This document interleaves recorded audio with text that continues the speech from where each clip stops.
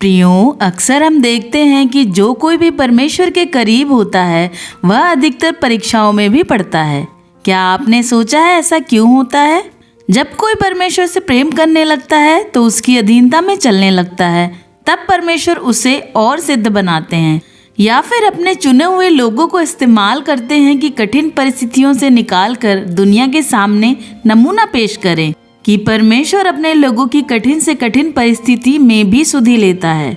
Bible में ऐसे बहुत से उदाहरण हैं, जैसे कि अब्राहम, इसहाक, नूह, मूसा आदि, जिनको परमेश्वर ने इस्तेमाल किया और बड़ी बड़ी विपत्तियों से बचाया है। आज हम एक और ऐसे ही परमेश्वर के नबी के बारे में जानेंगे जिसे परमेश्वर ने कई बार बड़ी मुसीबतों से अद्भुत तरीकों से बचाया। हाँ, हम बात कर रहे हैं दानियल नबी की।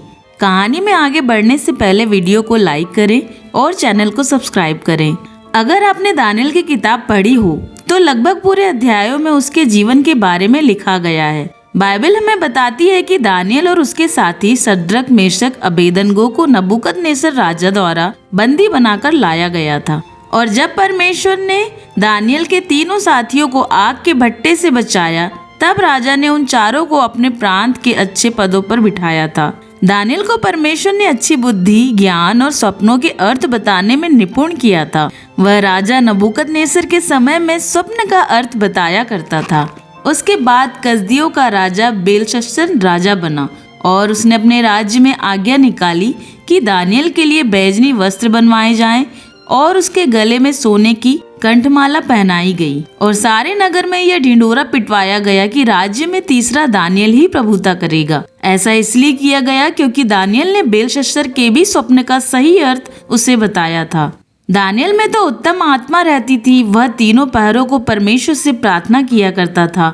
उसकी डर और भय में चलने वाला व्यक्ति था।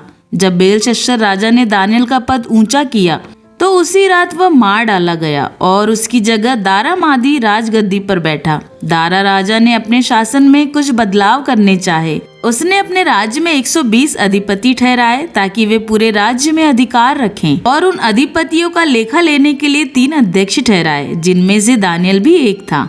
यह सब इसलिए किया गया ताकि राजा की और उसके राज्य की कोई हानि न होने पाए।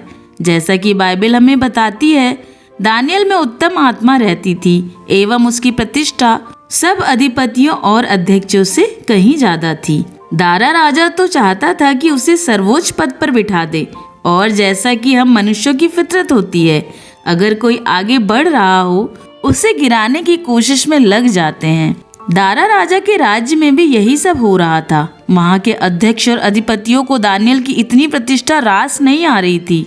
वे लोग तो जुट गए कि दानियल में कोई ऐसा दोष ढूंढा जाए कि वह राजा की नजरों में गिर जाए। लेकिन आप जानते हैं, वे ऐसा नहीं कर पाए क्योंकि वह बहुत विश्वास योग्य व्यक्ति था। न तो उसके काम में कोई भूल होती थी, न ही दोष पाया जाता।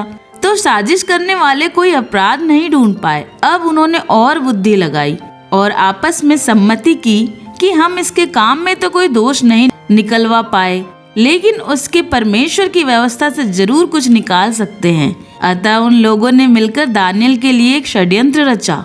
राजा और दानियल दोनों ही इस बात से अनजान थे।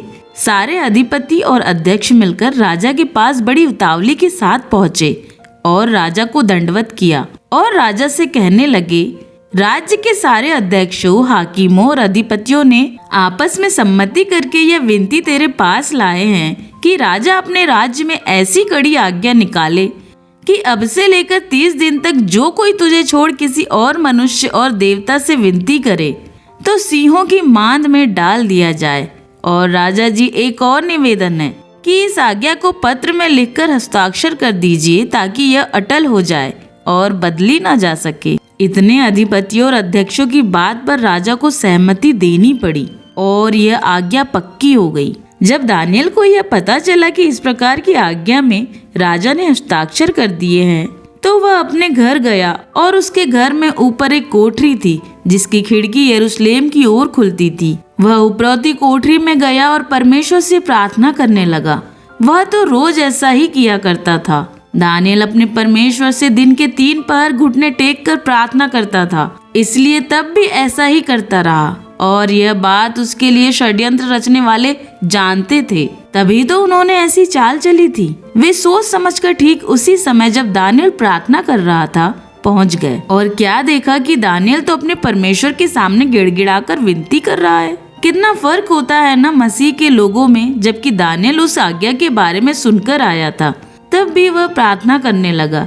जहाँ लोग उसे फंसाना चाह रहे थे, वहीं वह उनके लिए अपने परमेश्वर से गिड़गिड़ा रहा था, क्योंकि वचन कहता है अपने सताने वालों के लिए प्रार्थना करो।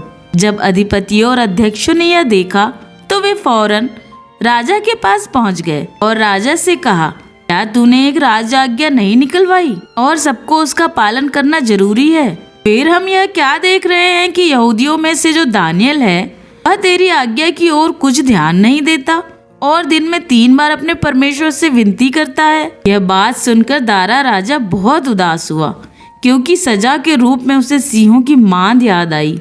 अतः वह दानियल को कैसे बचाया जाए यह सोचने लगा और सूर्यास्त तक सोचता रहा।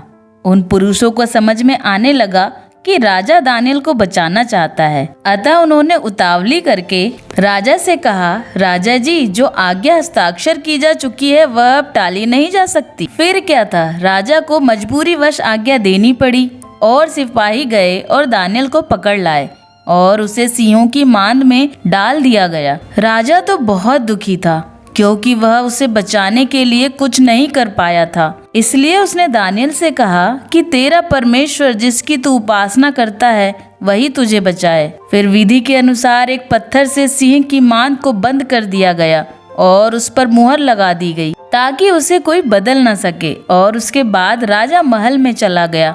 वह इतना दुखी था कि उसने उस रात न भोजन किया और न उसे नींद आई। वह जाग रहा था और सुबह का इंतजार कर रहा था कि जाने रात भर में दानियल का क्या हुआ। इसलिए सुबह की पहली किरण के साथ ही राजा उठा और सिंहों की मांद के पास गया और बड़ी शोक भरी आवाज में चिल्लाने लगा, हे जीवते परमेश्वर के दास दानियल, क्या तेरे परमेश्वर ने तुझे जवान सिंहों से बचा लिया? मांद के अंदर से आवाज आई, हे राजा, तू युगानुयुग जीवित रहे।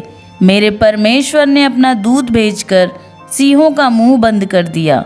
मुझे कुछ हानि नहीं हुई। प्रियो, ऐसा इसलिए हो सका क्योंकि दानियल परमेश्वर के सामने निर्दोष था और उसने अपने राजा के प्रति भी कोई पाप नहीं किया था।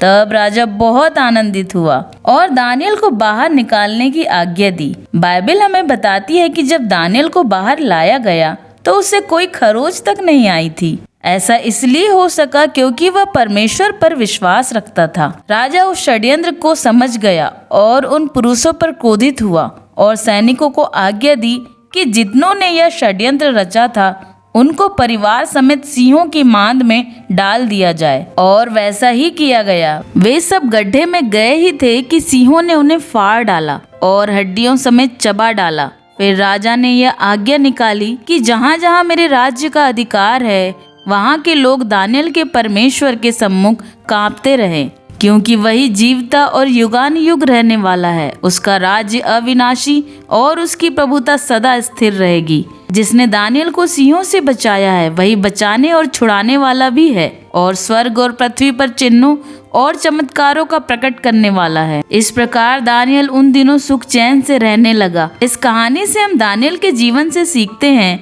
कि दुनिया में चाहे जो कुछ होता रहे, लेकिन हमें अपने अधिकारियों के अधीन रहना चाहिए और परमेश्वर के लिए ईमानदार रहना चाहिए। दानियल की सच्चाई ही थी जो उसे उसके कठिन दिनों में भी बचा सकी। यह घटना हमें बताती है कि जब आप अपने सब काम में ईमानदार होते हैं तो आपके अधिकारी भी आपके पक्ष में होते हैं। दानियल के जीवन से हमें यह प्रेरणा मिलती है कि अपने सताने वालों के लिए भी प्रार्थना करते रहें और परमेश्वर पर विश्वास रखें। जब आप सांसारिक और आत्मिक सब बातों में परमेश्वर के लिए ईमानदार होते हैं तो वह आपकी प्रतिष्ठा और ऊंची करता है। यह कहानी समाज के नकारात्मक लोगों के लिए भी सबक देती है कि हमेशा दूसरों की प्रगति से जलने वाले लोगों का हश्र बुरा ही होता है। इसलिए दूसरों की तरक्की से जलने की बजाय अपनी कमियों को सुधारने का प्रयास करें। प्रभु आपको आशीष दे।